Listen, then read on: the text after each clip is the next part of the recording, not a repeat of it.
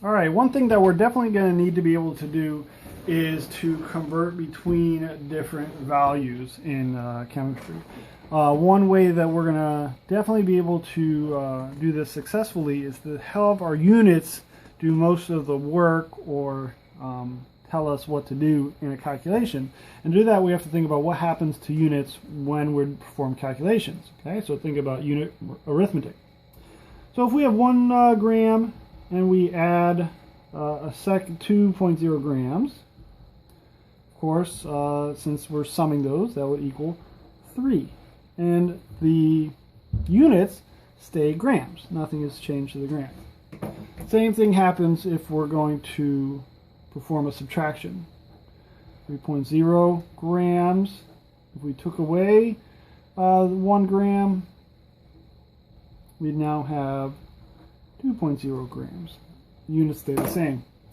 When we get to multiplication and division, the units do a little bit more, tell us a little bit more how to do calculations. Or we need to think about the units, rather, a little bit more carefully. Okay, so let's say we're talking about area, and we have one side of an area that's 3 centimeters, and another side that is 2.0 centimeters. Throw this in our calculator, we're going to get 6.0, and in this case, our centimeters will square. Centimeter times a centimeter is centimeter squared. If this was volume and we were multiplying centimeter by centimeter by centimeter, we would get centimeters cubed. We need to think about what happens when we do division as well. So let's say I think about that 3 centimeter side, and I want to know how many 1 centimeter segments I have on that side.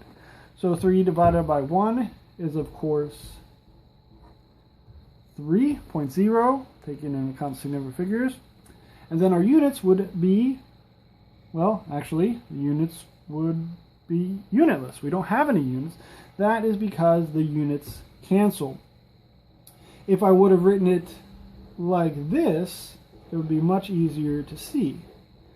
Centimeter on top, centimeter on bottom, cancel out.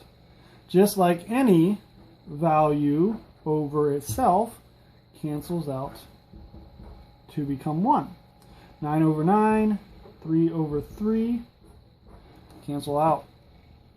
So what we're going to do is we're going to take values that are equal to each other, or conversion factors from equalities that are equal to each other, and multiply them by values to convert values.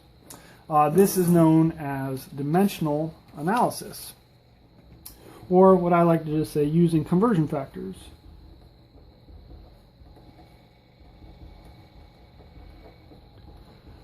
Okay. In dimensional analysis, what we're going to need to do is start off with an equality. So say I want to go from milliliters to liters. I have to think about the equality. I know that there are 1,000 or 10 to the third milliliters in 1 liter.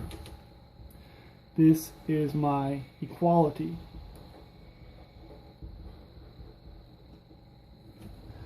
If I were to, say, convert milliliters into liters, so say I have a 250.0 milliliter volumetric flask. How many liters is that? Well, from that equality, what I want to be able to do is come up with 2 conversion factors. And what I mean by conversion factors is put each value over top of one another. Okay? So I can say that this is 10,000 milliliters per 1 liter, or 1 liter per 1,000 10 to the third milliliters. These are my conversion factors.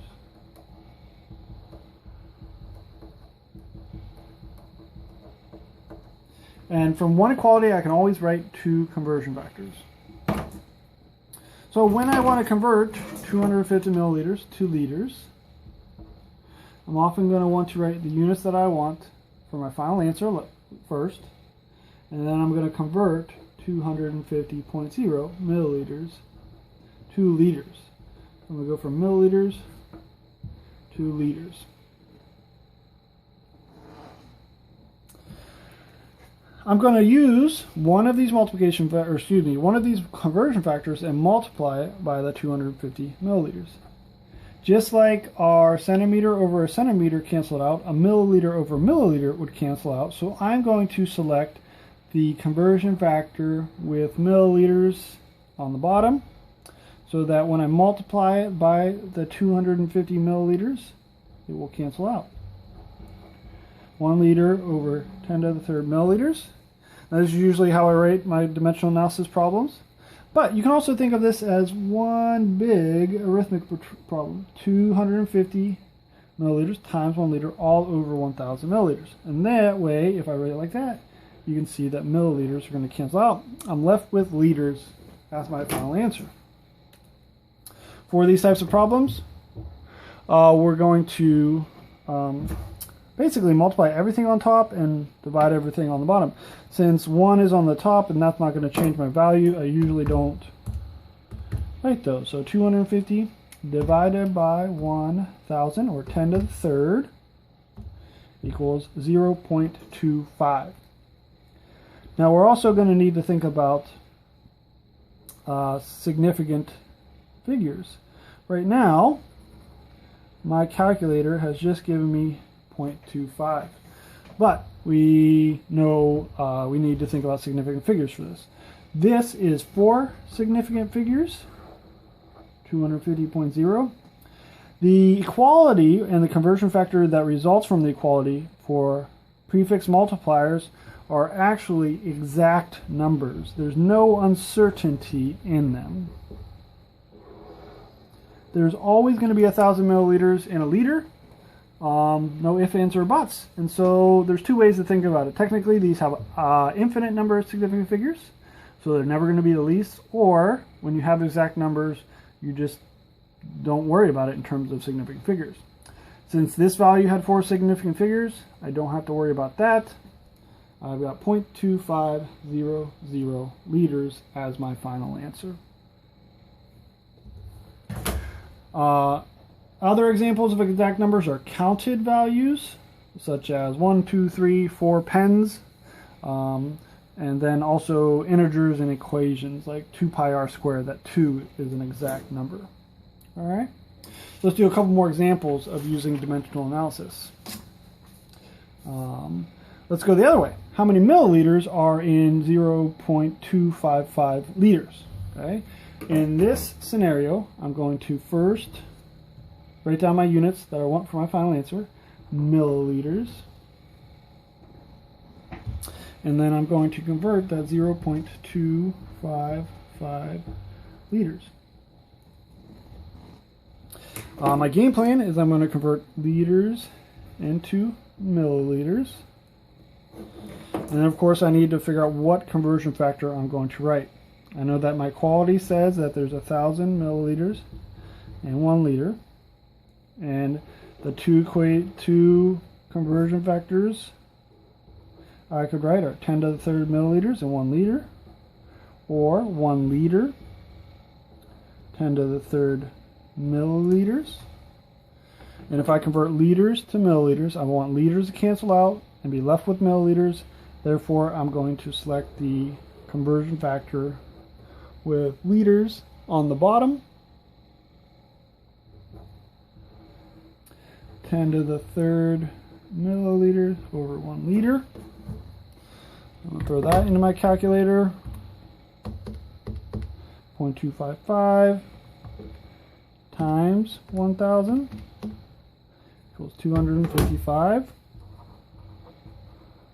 That has 3 significant figures. That 0 at the beginning is not significant. That's still exact. So 3 significant figures is good. All right. So let's keep going. So how many kilograms does a 100-pound patient weigh? All right, I don't know the equality for kilograms to pounds, but I do know that there are 454 grams in 1 pound. And you could just look that up if you didn't know it offhand. All right, this is going to be an instance where we're going to use more than one conversion factor to solve this problem. I know that at the end of the day, I want to know my mass in kilograms. So, and I need to convert the 180 pounds into that kilograms. I don't have a quality for pounds to kilograms straightforward. So first, I'm going to use that quality to convert pounds into grams, and then grams into kilograms, since I know that prefix multiplier equality. All right, so from my 454 grams equals 1 pound, I can have two conversion factors, 454 grams over 1 pound, or 1 pound over 454 grams. I've got pounds. I want to convert to grams, meaning I want to have my pounds cancel out. And so I'm going to select the equality with pounds on the bottom.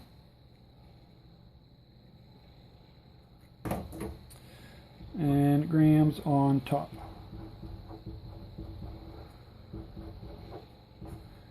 Pounds cancel out, giving me grams. I did my first conversion factor. All right, so I need to go from grams to kilograms, and in that scenario, I know that there's 1,000 grams in 1 kilogram. So 1,000 grams over 1 kilogram is my first conversion factor. 1 kilogram over 1,000 grams is my second. And if I want to go from grams to kilograms, I've got grams on top. I want grams on the bottom, so they cancel out, and so I'm going to need that conversion factor. So I've got 1 kilogram over 1,000 grams. Grams cancel out, and so now I can throw this into my calculator. 180 times 454. Now here, thousands on the bottom, so divided by 1,000, and I get 81.72. 81.2 kilograms. All right, I need to think about significant figures, of course. 180 pounds, that's 2 significant figures. That zero is ambiguous. 454 grams and 1 pound, that's 3 significant figures. And that is the 1 kilogram and 1,000 grams, that's exact.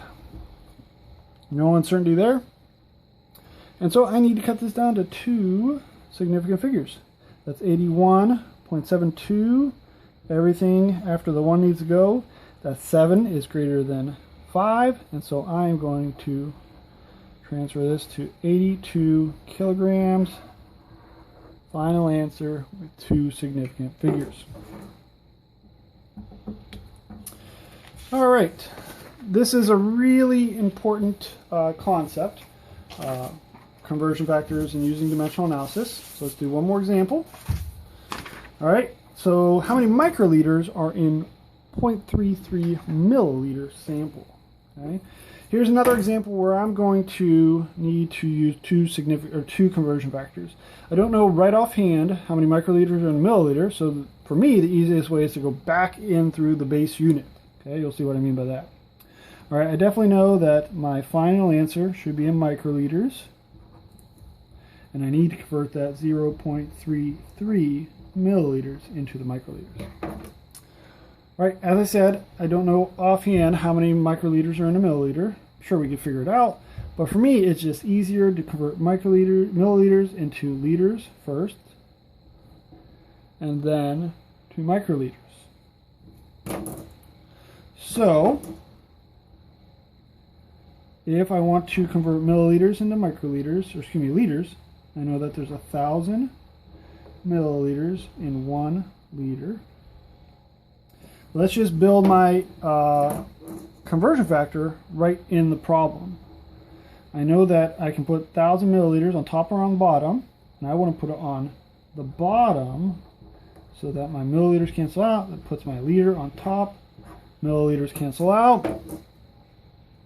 And then I also know that there's 1,000,000 or 10 to the 6th microliters in 1 liter. And then again, I can just build this conversion factor right into my problem. I want liters this time on the bottom.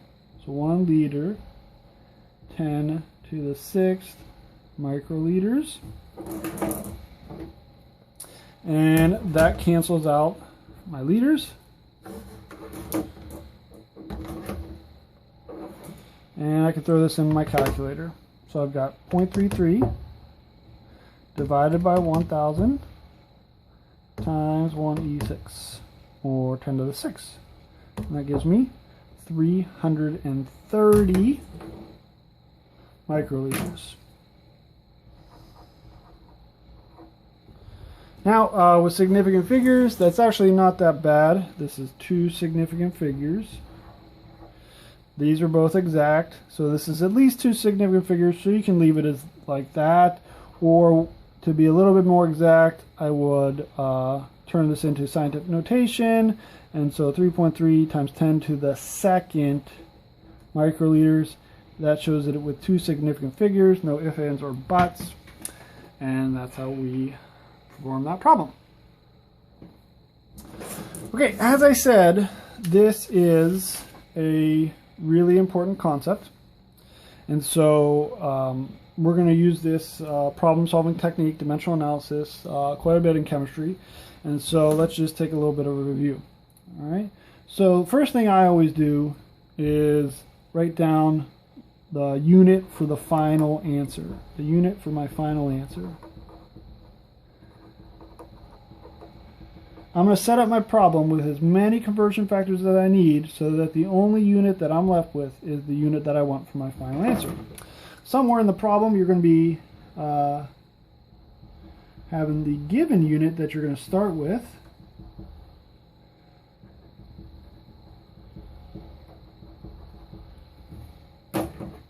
And it's usually often kind of helpful to come up with a game plan. So you have your first unit. And then you have your last unit, the one you want for your final answer. Before you even think about equalities or conversion factors or start punching numbers into the calculator, it's often useful to try to think about, okay, I'm going to convert this my first unit into my second unit, and then into a third unit if I needed to, and then into a fourth unit, or however many times you need to do so to get to your last unit. And then, of course, you're going to set up your conversion factor for the units you want on top, and then the unit that you want to cancel out on the bottom. And as long as you punch that into your calculator correctly, this method will always enable you to set up your problem correctly and get the proper answer. And then, of course, last but certainly not least, you always got to think about significant figures. Go back through, figure out how many significant figures your final answer should be reported to.